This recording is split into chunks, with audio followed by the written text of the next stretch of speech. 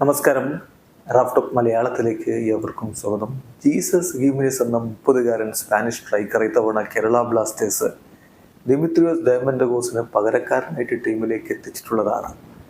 വളരെ മികച്ച പ്രകടനം അദ്ദേഹത്തിൽ നിന്ന് ആരാധകർ പ്രതീക്ഷിക്കുന്നു. ബ്ലാസ്റ്റേഴ്സിന്റെ സ്പോർട്ടിംഗ് ഡയറക്ടർ കാരോലിസ് സ്കിൻസ്കിസ് കഴിഞ്ഞ ദിവസം ടൈംസ് ഓഫ് ഇന്ത്യക്ക് നൽകിയ അഭിമുഖത്തിൽ അദ്ദേഹത്തിന്റെ ക്വാളിറ്റിയും അദ്ദേഹത്തിന്റെ എനർജിയും ഒക്കെ ദിമിക്ക് പകരമാവുമെന്നുള്ളൊരു പ്രതീക്ഷ പങ്കുവെക്കുകയും ചെയ്തു. എന്നാൽ ഇപ്പോൾ ഒരു ട്രാൻസ്ഫർ സീക്രട്ട് പുറത്തുവിട്ടിരിക്കുന്നു. മാർക്കസ് മർക്കുലാവോ ജീസസ് ഹീമനിസിനെ സ്വന്തമാക്കാൻ ശ്രമിച്ചിരുന്നു മോഹൻ ബഗാൻ സൂപ്പർ ജയൻസ്. അവർക്ക് അന്ന് അതിന് കഴിഞ്ഞിരുന്നില്ല എന്നുള്ള സീക്രട്ട് പുറത്തുവിട്ടിരിക്കുകയാണ് മാർക്കസ് മർക്കുലാവോ.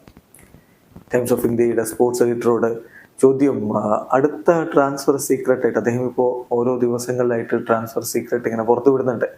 അപ്പോൾ അത് ഡേ 4 വരെ കഴിഞ്ഞിരുന്നു. അപ്പോൾ വീണ്ടും ഒരു ചോദ്യം വന്നു, അടുത്ത ട്രാൻസ്ഫർ സീക്രട്ടിൽ നിങ്ങൾ ജീസസ് ഹീമനീസിനെ സ്വന്തമാക്കാൻ ശ്രമിച്ച ക്ലബ്ബുകളെ കുറിച്ച് പറയാമോ എന്ന് ചോദിച്ചപ്പോൾ ഡേ 5 ട്രാൻസ്ഫർ സീക്രട്ടായിട്ട് അദ്ദേഹം പറയുന്നു, Mohun Bagan wanted to sign Jesus ഹീമനീസ്.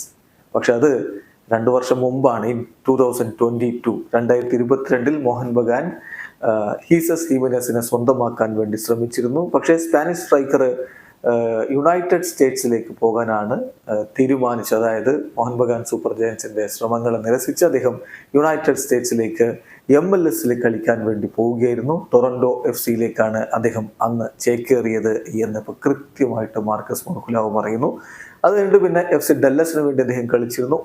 അതിനുശേഷം OFI ക്രെറ്റയിൽ നിന്നാണ് ഇപ്പോൾ കേരള ബ്ലാസ്റ്റേഴ്സിലേക്ക് എത്തിയിരിക്കുന്നത്. എന്തായാലും ബ്ലാസ്റ്റേഴ്സിന് വേണ്ടി അദ്ദേഹം മികച്ച പ്രകടനം നടത്തുമെന്ന പ്രതീക്ഷയോടെ ആരാധകർ കാത്തിരിക്കുന്നു. വീഡിയോ അവസാനിക്കുന്നു. ഫുട്ബോൾ ലോകത്ത് കൂടുതൽ വിശേഷങ്ങളുമായി റാഫ്റ്റോക്സിൽ എത്താം.